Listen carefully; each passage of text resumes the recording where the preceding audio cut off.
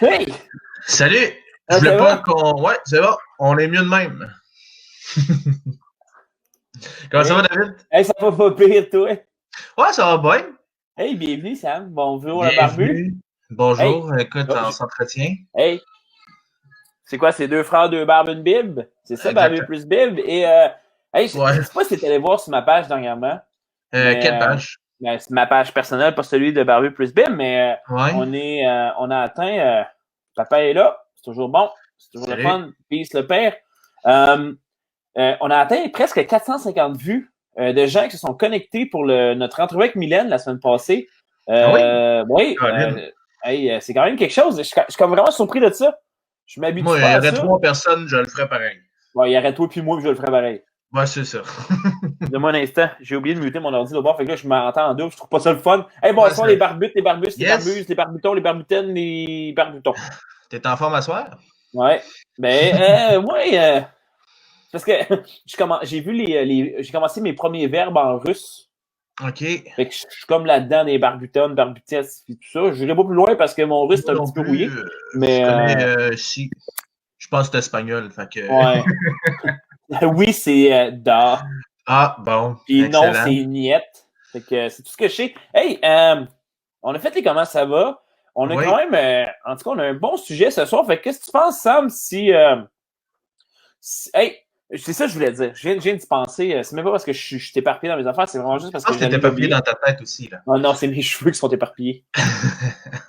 Et si tu veux, quand tu fais des cabanes avec des couvertes, c'est ça que ça donne. C'est ça que ça Ici. donne. Tu peux y aller. Mais non, je voulais dire, tu te souviens, il y a pas si longtemps, tu dois t'en souvenir, on a reçu le GFT, on a parlé du racisme puis le profilage racial, puis c'était vraiment quelque chose que Oui, Dieu avait mis sur nos cœurs de parler, puis oui. je sais pas si tu as suivi l'actualité, mais ou tu as vu ton fil Instagram, t'as pas Instagram toi, mais Non, je c'est assez sais fou, pas qu'est-ce qui se passe. c'est pas ce qui se passe, t'as pas entendu Mais parler de non, c'est des George jokes, Floyd. là, Ah c'est non, du sarcasme. je Oui. trouve ça fou comment Dieu devance des fois. Ben oui, ben oui. Tu sais, à quel point qu'on a parlé de ce sujet-là juste parce on voulait en parler. Exactement. Oui, il y a eu quand même quelque chose qui a amené. C'est quand même fou, là. Au mois de février, il y Ouais. a un jeune noir qui était tué dans la rue. Et là, on a un homme qui est George Floyd, qui était chrétien, qui servait. Je sais pas si tu as vu son histoire. Ce gars-là avait une vie incroyable. Dans le fond, lui, je me souviens dans quelle ville des États-Unis, mais il travaillait dans un des quartiers les plus difficiles. Il y avait des gens enseignants, il a fait des baptêmes. Il était là pour aider. Il est mort. Là, c'est l'apocalypse. Je Ah, dis pas loin. l'apocalypse, mais dans le sens que ça brasse partout. Il y a un président qui prend les mauvaises décisions. Puis ça, je le dis personnellement, puis c'est mon opinion, d'envoyer l'armée même quand il n'est pas demandé, ça brasse, c'est fou. En tout cas, je trouve ça juste, en tout cas, gang, prions pour notre monde. Moi, mon Instagram, il y a je sais pas si tu as vu, c'était le hashtag Blackout Tuesday. Ouais, j'ai mis ma photo de profil en noir. Moi, je l'ai pas fait sur Facebook parce que je suis pas assez là-dessus, mais sur Instagram, presque tout le monde que je connais ont mis une image noire. Je pense que c'est important. Puis, on veut souligner que nous, à Barbu plus Bib, on croit à l'égalité. On Ouais, croit à la différence. On croit qu'on est tous nés égaux. Puis ouais. que notre devoir en tant que chrétien, c'est de parler. On a déjà parlé de long en large. On ne veut pas s'attarder là-dessus ce soir, mais on voulait juste prendre le temps de rappeler que peu importe de quelle origine vous êtes, peu importe de quel pays vous venez, Dieu vous aime. Dieu vous a créé à son image. Puis c'est ça, moi, qui me répugne dans le racisme, c'est que on ridiculise l'image de Dieu. C'est ça que je cherchais depuis Exactement. quelque temps. C'est qu'en faisant ça, puis on se doit de parler, on se doit de réagir, puis ayez pas peur de mettre les hashtags qu'il faut. Ceux qui nous écoutent, je pense qu'on se doit, en tant qu'Église, d'être les premiers à parler. Je sais pas si tu as vu en conférence de presse, mais Justin Trudeau a pris 21 secondes de silence avant de parler de la réponse de Trump.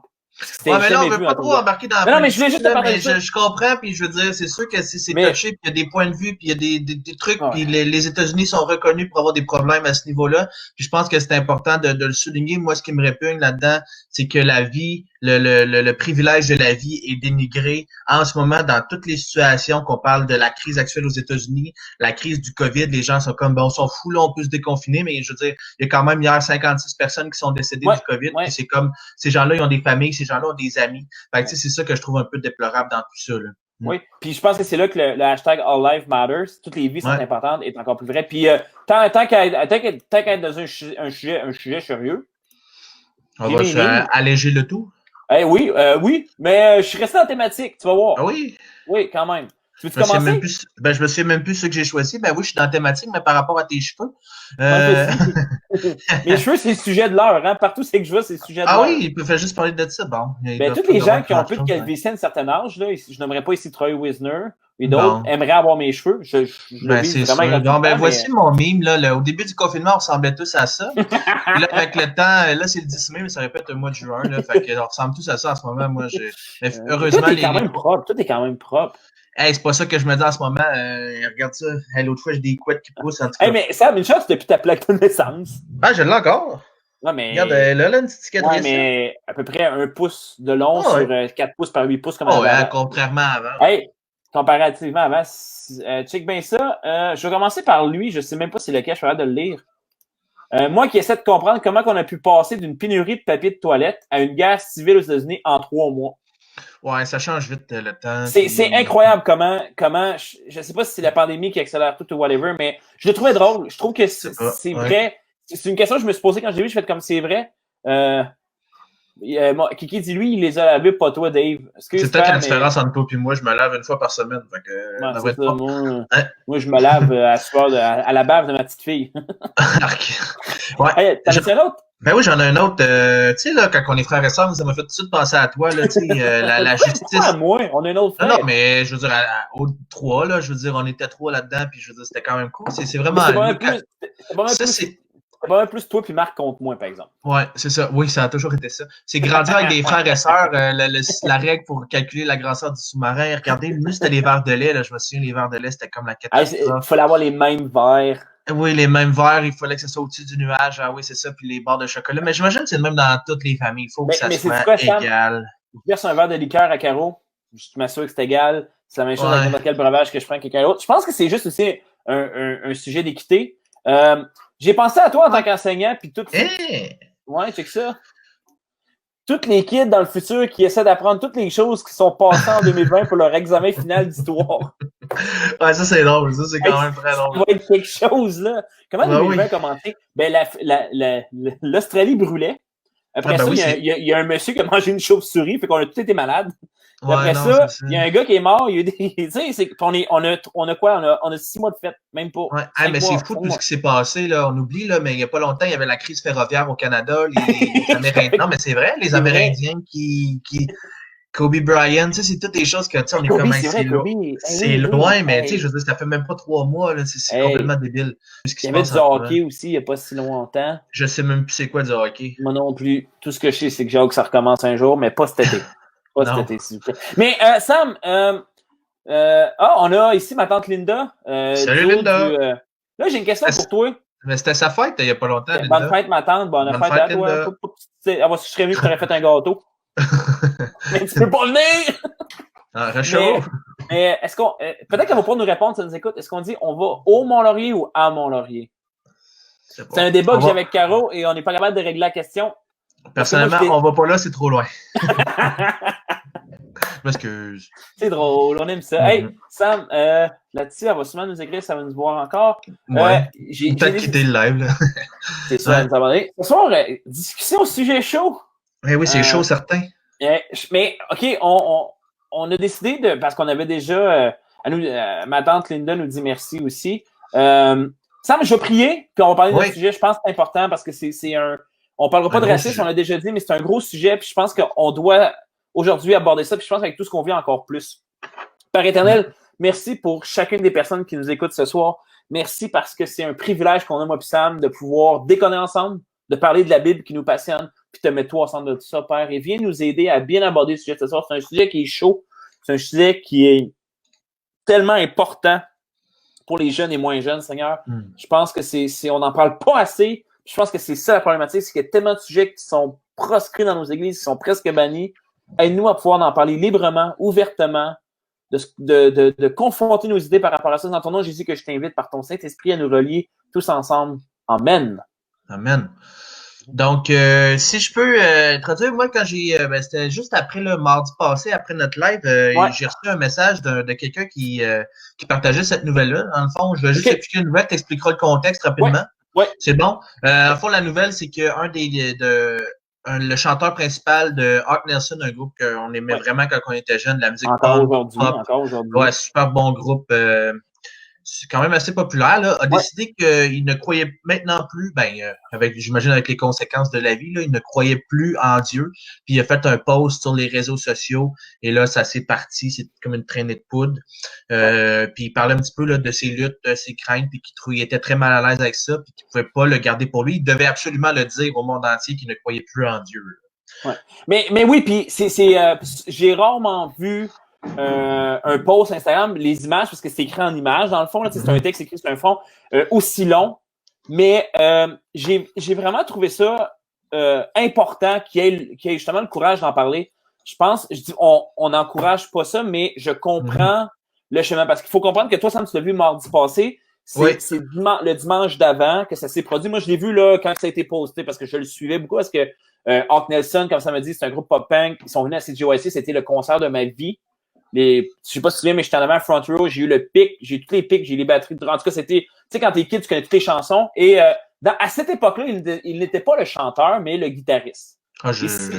Oui, parce que Jason Dunn était le chanteur principal. Pour montrer à quel point j'étais un fan fini d'Art Nelson. Je montre mon savoir ici un petit peu. Mais son nom, c'est John Stengard. De toute façon, c'est un post qui est public et Christianity Today, toutes les plateformes l'ont repris vraiment. Puis, dans le fond, je vais vous résumer rapidement qu'est-ce qui s'est passé. Donc, il explique que ça faisait longtemps qu'il avait cette réflexion-là, mais que c'est vraiment avec le temps que le petit fil qu'il rattachait, il a juste coupé, il a juste cassé. Puis il faut comprendre que ce gars-là, il a grandi dans une famille chrétienne. Son père est pasteur. Et pour lui, ça a toujours été... l'Église, c'était toute sa vie. Son père est pasteur, sa mère est impliquée dans l'école du dimanche. Tu sais, classique d'enfant de pasteur. Tu sais, puis ce qu'il dit, c'est que rapidement... au lieu de vivre une foi, il a adopté la foi parce que c'est tout ce qu'il connaissait. OK? Donc, il est rentré en chemin classique, il commençait à jouer de la musique, il est devenu leader de louange. Puis il disait que même prier pour lui à voix haute, il était déjà pas confortable comme leader de louange. Il s'est rendu compte aussi que souvent dans des conférences chrétiennes, il se sentait manipulé par... il disait, hey, ça c'est une histoire que je trouve assez fou. Un des conférenciers qu'il a vu quand il était jeune a dit, il a engagé tout le monde à signer un papier disant que les gens allaient s'engager à dater Jésus pendant 1 an. Ah oui? Ouais. Tu sais, mais il y a le genre de choses assez spéciales aux États-Unis. Là, Joshua Harris, là, il se souvient, là, il a commis un gros mouvement. Là, les gens allaient planter des genres de petites croix en disant qu'ils allaient se garder peur pour Jésus devant les trucs à Washington. Là, c'était juste insensé. Là. Ah oui, mais ça te fou, là. Ça te montre ça. Il était des milliers à prendre cette décision-là. Ouais. Tu sais, puis il dit qu'il a toujours senti qu'on utilisait beaucoup d'émotions pour manipuler, créer des sentiments. Puis, mais quand il y avait ces doutes-là qui montaient, il les a toujours refoulés étant jeune. Pourquoi prier? Pourquoi Dieu aussi? Puis il s'est joint à Art Nelson. Puis ça l'a aidé.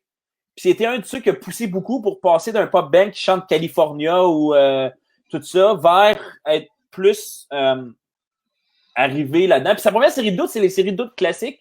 Il disait que si Dieu est amour et tout-puissant, pourquoi il y a le mal? Il arrête de faire de quoi? Ou parce qu'il nous laisse le libre arbitre, mais c'est un peu de notre faute. Tu sais, toutes ces questions-là, oui. Mais si le mal vient de l'homme, pourquoi il y a la famine qui n'est pas liée à l'homme? Ben, c'est vrai que s'il y a une sécheresse, quelque chose. Donc, on voit ces réflexions-là, puis si Dieu est amour, pourquoi il envoie des gens en enfer? Puis ça, je pense que c'est un des plus complexes à expliquer, mais puis on n'a jamais vraiment répondu à ces questionnements. Puis quand il posait ces questions-là, qu'est-ce que les gens répondaient? Mais va lire ta Bible.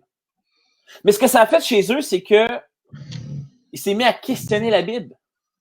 Pourquoi le Dieu dans l'Ancien Testament est comme ça? Il s'est mis à parler avec son beau-père qui est pasteur. Fait que tu vois à quel point il était dans un monde de pasteur. Et il est arrivé à son beau-père est comme dit, mais on peut juste se fier à la Bible dans les originales. Mais vu qu'on n'a pas accès aux originaux, donc la traduction, les copies ne sont pas bons. Donc la Bible vaut rien. Donc si tu crois plus à la Bible, il te reste quoi? Ben, c'est ça. Si tu enlèves l'autorité de Dieu de la Bible, ça perd toute sa valeur. Puis je veux dire honnêtement, si tu perds tout espoir en l'humanité, ben, là-dedans, ben, je veux dire, il n'y a plus aucun repère moral. Là. Mais c'est ça. Fait que lui, il est arrivé là, puis il fait, ben, qu'est-ce qui me reste? Il se sent pas à l'aise à l'église, il se sent pas qu'il appartient, il se sent pas qu'il en fait jamais assez comme chrétien. Puis il est arrivé à un point qu'en parlant avec sa femme, il s'est rendu compte que c'est une obligation, qu'il n'y avait pas de plaisir à l'église, qu'il retirait rien de ça. Puis tranquillement, il est fait juste comme, ben, moi, Dieu, je crois. Il dit, je le sais, dans le fond, il dans une position, c'est que peut-être que Dieu, mais pour l'instant, pour lui, le concept chrétien ne fonctionne plus pour lui. Puis c'est ça qui est arrivé, puis je pense que c'est quelque chose qui est... Puis les réponses de plein de groupes chrétiens étaient vraiment incroyables. Le soutien qu'eux, Oui, ils le en parlaient. là. Le soutien là, mais tu sais, c'est quelque chose. Puis ce que je sais, c'est que on en parlait justement, Sam. Combien il y a de chanteurs chrétiens? Pense à Underoath.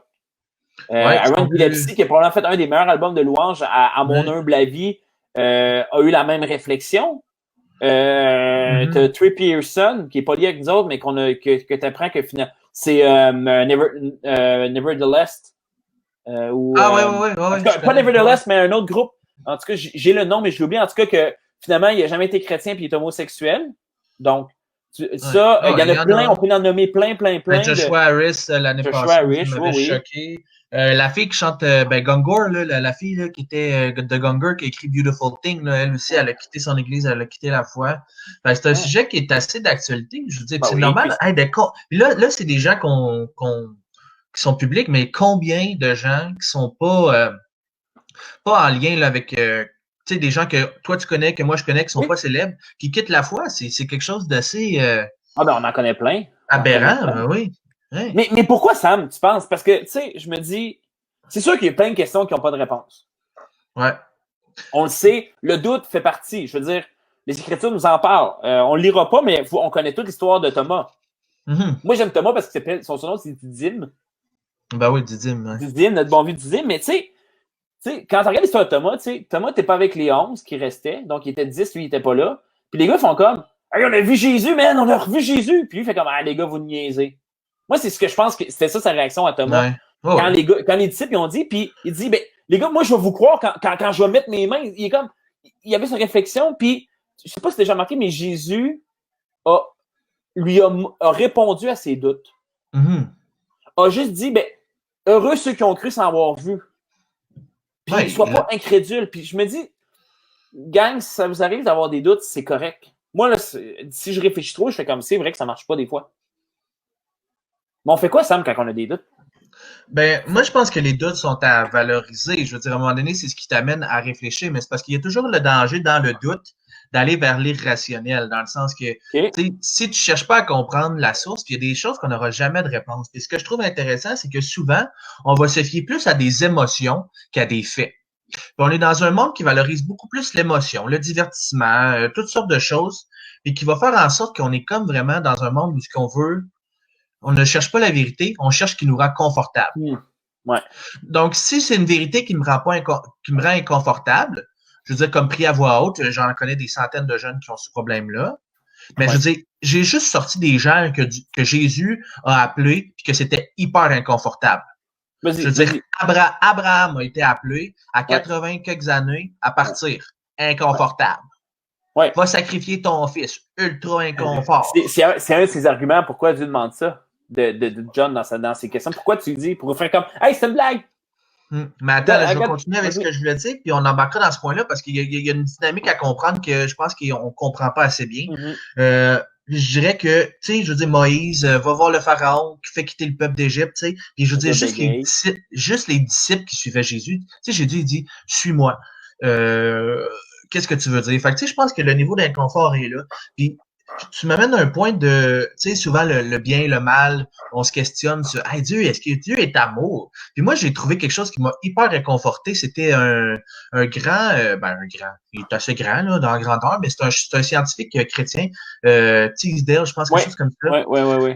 Lawrence Teasdale. Ouais, Lawrence Teasdale, exactement. J'avais oublié son prénom. Puis il disait, tu sais, là, pourquoi tu me mets en gros de même, là? Tu veux te décrotter le nez? OK, bon. Mais il disait que quand tu regardes les Écritures, là, dans Genèse 1:31, ça dit que Dieu a vu tout ce qu'il faisait et que c'était bon. Donc, le monde était bon dès la création. Puis quand tu vas dans Genèse 3, en plein ça. Là, il y a la brisure entre la relation entre Dieu et l'homme. Tout ce que Dieu était créé, qui était parfait, qui était bon, a été brisé. Puis, ce qui arrive, c'est que Dieu avait le choix entre Adam, puis Ève avait le choix entre choisir le fruit de l'arbre de la connaissance du bien et du mal ou de l'arbre de la vérité éternelle. De la vie éternelle. L'arbre de la vie éternelle. L'arbre de la vie. OK? Mais t'as-tu remarqué quand tu lis dans les évangiles, dans Genèse, ça dit la condition pour laquelle si tu manges de ce fruit-là, tu vas mourir. Et la condition est déjà établie, la condition est déjà donnée. C'est comme si je te dis, mange pas de biscuit, sinon tu vas en punition. Qu'est-ce qui se passe si tu manges le biscuit? Ça va en punition. Ben, excuse-moi, si je suis un père qui se respecte, je dois t'amener en... Non, mais c'est vrai. Oui, t'as raison. C'est juste que moi, m'identifier comme père, ça fait drôle pour toi, hein, c'est ça? Non, c'est plus genre comme s'il y avait des. Ouais, non. Non, c'était juste ta phrase père qui se respecte, donc ça veut dire qu'il y a des pères. C'est ça, ouais. Ouais, je suis papa, j'ai plein d'enfants. Mais non, c'est pas vrai. Mais tu comprends-tu mon point de vue dans le sens que si la condition est déjà là, puis sais-tu ce qui me fait croire que Dieu est réellement bon?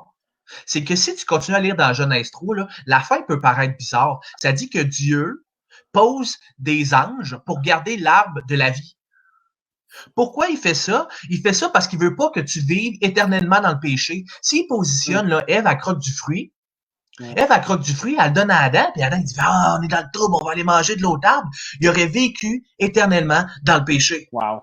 Ouais. Tu te rends compte à quel point c'est fantastique que Dieu a permis une réponse déjà à ce moment-là pour les conséquences du mal. Puis je veux dire, le mal, là, Dieu n'a jamais voulu le mal. Dieu n'a jamais créé le mal. Le mal est arrivé dans le monde. Puis oui, Dieu pourrait intervenir, mais la Bible a dit qu'on est libre de nos choix. Si on avait été juste des petits robots, là, qui adorent Dieu, là, Dieu aurait été un Dieu narcissique, qui aurait eu, je sais pas, probablement un problème d'être dérangé. Parce que, je veux dire, à quoi ça te donne? Quelle glorification t'as de créer des êtres pour t'adorer? Tu sais, tu comprends-tu comment, à quel point c'est... Surtout, c'est pour pas être en relation avec eux autres. Puis, tu parles du péché, puis c'est fou parce que, tu sais, le serpent, le diable, l'ennemi dans ce niveau-là, n'a pas été voir Adam.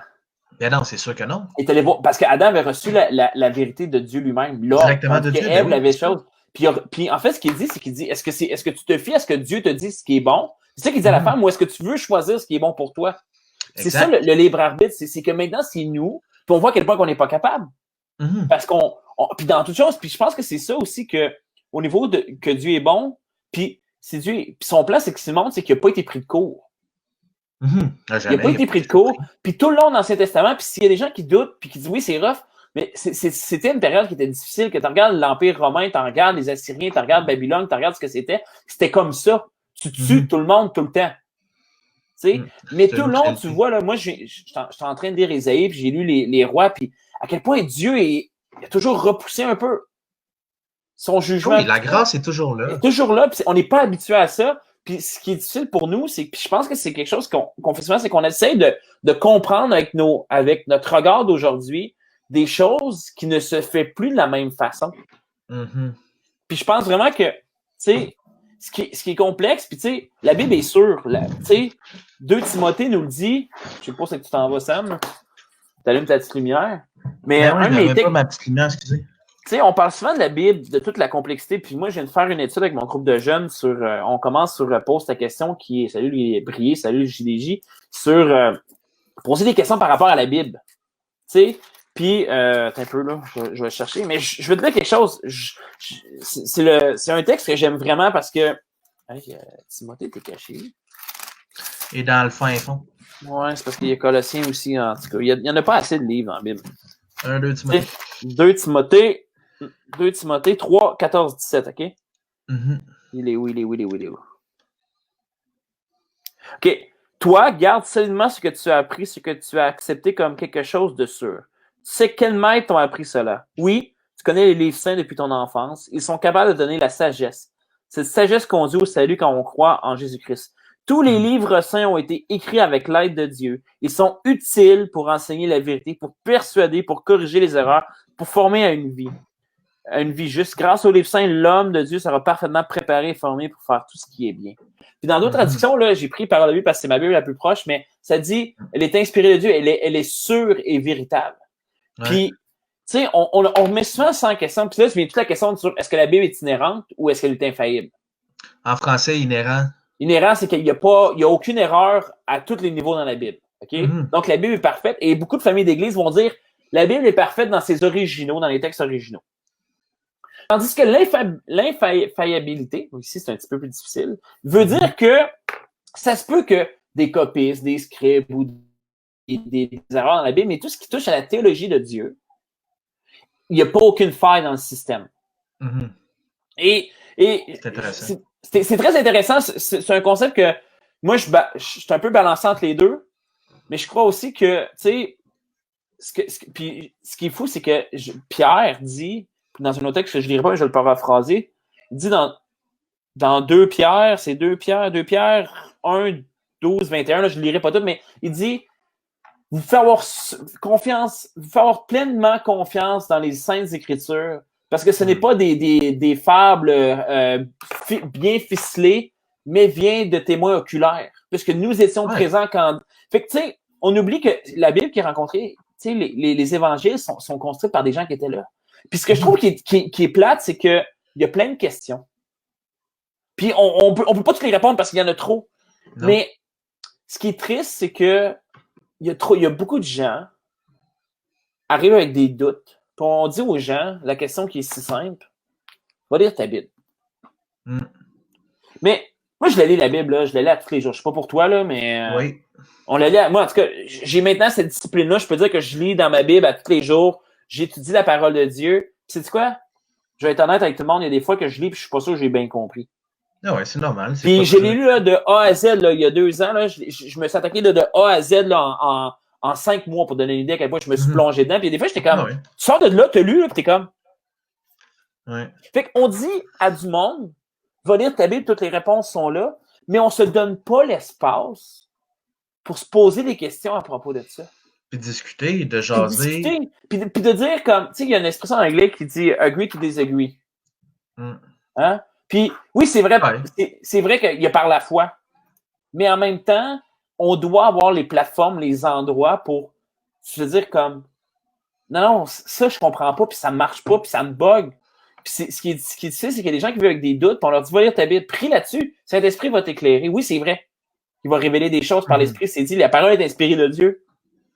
Mais je crois qu'on doit, en tant qu'Église, en tant que famille de Dieu, famille de Jésus, venir à un point, c'est qu'on doit se poser les vraies questions. Puis c'est pour ça que moi, j'aime un gars comme Sonny Perron, Laurence Stilzell, des gars qui ont la capacité d'étudier la Bible que j'aurais jamais, puis qui posent les questions, puis qui nous permettent d'être défiés par là. C'est un peu ce que Ravi Zacharias faisait beaucoup.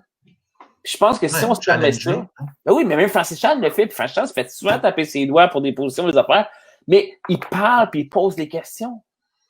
Mais c'est ça, dans le livre de Multipliez-vous, là, il dit le principe là, d'aller dans le vrai. T'sais, on n'a pas besoin de superficiel. On en a assez de gens qui sont ah, salut, ça va dans le superficiel, mais vraiment aller dans le profond, puis de se dire ah, j'ai des doutes pour ça, puis d'aller jusqu'au point de changer sa perspective. Puis moi, ce que je trouve intéressant, j'ai écouté John Cooper, le chanteur de Skillet, qui partageait, il a fait un gros post sur la question, justement, puis il a dit quelque chose qui m'a vraiment fasciné, puis ça dit, il disait, si je lutte avec des réalités de qui Dieu est, là, OK? Dieu ne change pas. Dieu est le Dieu hier, le même Dieu hier, aujourd'hui ou demain. Fait que, tu sais, si Dieu ne change pas, qui doit changer sa position? C'est moi. C'est moi qui dois changer ma position selon ce que Dieu veut.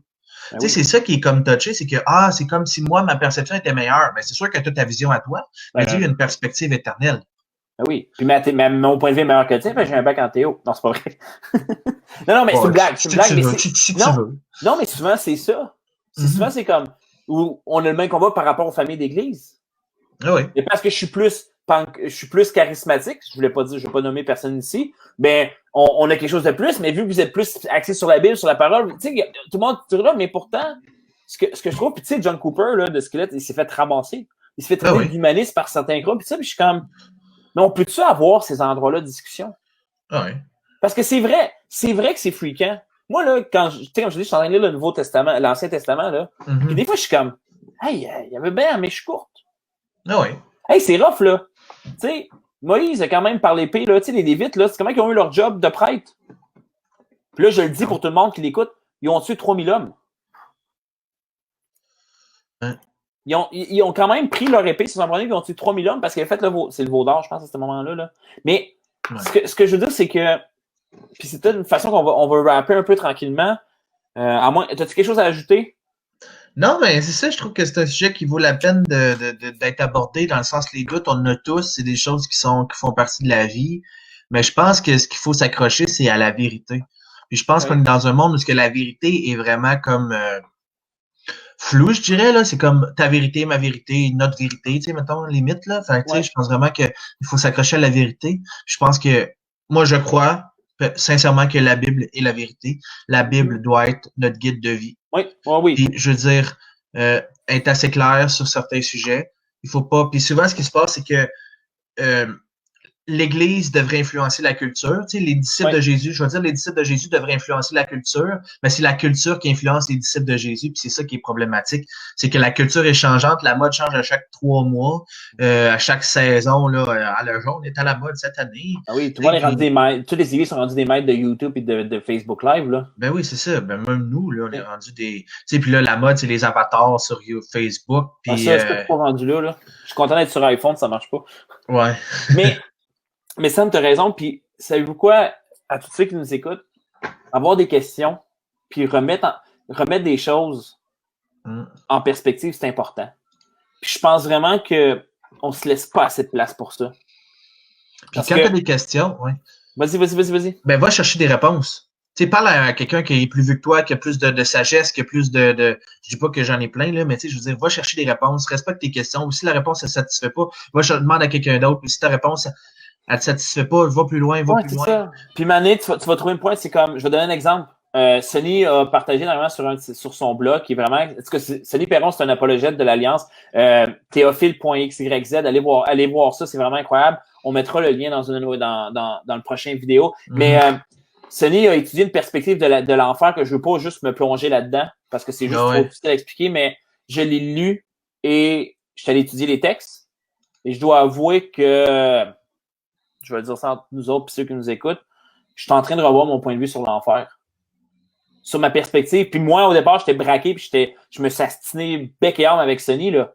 Mm-hmm. Puis il me donnait des points, puis je donnais des versets, puis on avait une discussion. Puis ça me fait penser quand Rob Bell a sorti son livre Love Wins. Ouais, Francis Tan a répondu, puis j'ai lu les deux. Puis je vais être comme, ah, mais ça, c'est bon, il y a des bons points. Rob Bell, dans sa perspective, avait des bons points. Puis je pense que son point de vue est comprenable, est enseignable, est basé sur la Bible. Il y a des écritures qui le prouvent. Mais Francis Chan a répondu quelque chose et Sonny amène un autre point qui n'est même pas dans la même perspective des trois. Et non, ça vient tout du même livre et c'est important de se poser des questions. Et en tout cas, moi, je ne vous jugerai jamais pour un point de vue théologique qui n'est pas pareil au mien. Au contraire, je vais vous écouter et je vais aller me mettre à cette lumière-là. Puis je pense qu'on ne fait pas ça assez. Puis dans le dialogue, puis c'est la même chose, tu sais, je veux pas embarquer dans le sujet, mais tu sais, tous les gens là, qui posent des affaires de conspirationnistes, tu sais, il n'y a aucune place au dialogue. C'est ma position, ta position, puis tu sais, il n'y a aucun échange possible. Ouais, Souvent, fait que je pense que. Mais c'est qui c'est dans le truc de. J'ai vu ça pour Essor dans le truc de Québec que le Léger a fait, là, puis il disait que le Québécois moyen n'était plus capable d'avoir de l'espace au débat.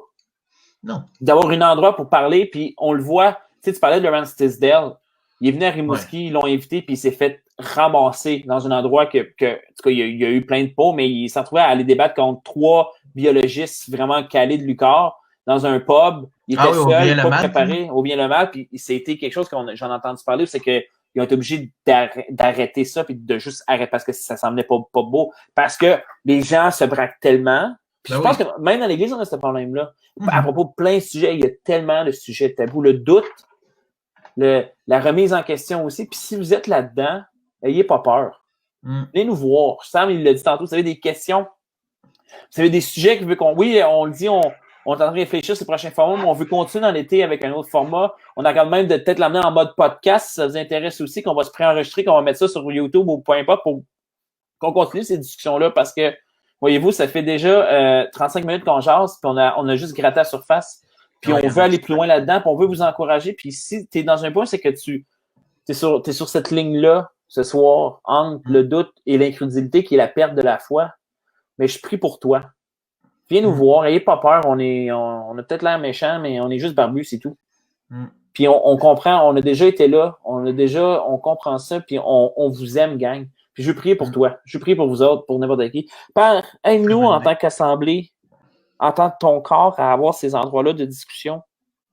Ces endroits-là de pouvoir mettre comme Thomas qui l'a juste dit. Moi, là, je ne croirais pas tant que je le verrais pas. Puis sais-tu quoi? Je le comprends. Je le comprends tellement. Puis ce que tu lui as dit, c'est que tu as dit, c'est correct. Mets tes doigts. Puis il a dit, Seigneur, mon Dieu, c'est toi. Puis tu l'as pas repris plus. Tu t'as rien dit d'autre que, hey, t'es juste pas nommé dans la crédibilité, t'as continué à croire que ça c'est bon, mais heureux ceux qui croient sans avoir vu. Seigneur, merci parce que t'as une parole qui est vraie. Seigneur, s'il y a des gens qui sont sur ce point-là de pivot à remettre des choses en question, qui n'ont pas peur de poser des questions et mettre sur leur route des gens qui vont avoir l'ouverture, le discernement d'être à l'écoute, Seigneur, je pense que c'est souvent ce qui nous manque. Je trouve toujours ça drôle, cette phrase-là, mais tout le monde dit on a 2 oreilles, une bouche, on devrait 2 fois plus écouter qu'on parle. Moi, c'est mon défi ultime, mais aide-nous à s'écouter les uns les autres.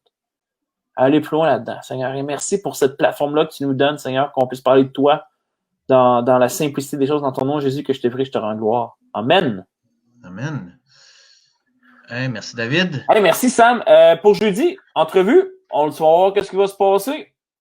Oh, ben, je phrase ignorer cette phrase. Ouais, c'est ça. Donc, hey, bonne soirée à tous les barbus et barbus. Hey, salut les barbus. Allez liker notre page. Hey, liker Barbu plus Bill, il y a plein de monde. Ben oui. On veut vraiment switcher bientôt, d'ici l'automne, à aller sur YouTube, que on se rejoigne là, qu'on puisse faire ça, qu'on puisse aller chercher encore plus de monde possible. Donc, préparez-vous à aller liker notre page. Je vais mettre demain les liens pour les vidéos de la semaine passée. L'entrevue de Mylène, si vous ne l'avez pas écouté, vous ne voulez pas manquer ça. C'était vraiment sa coche. Donc, hey, bye Sam, bye tout le monde. Bonne soirée. Allez.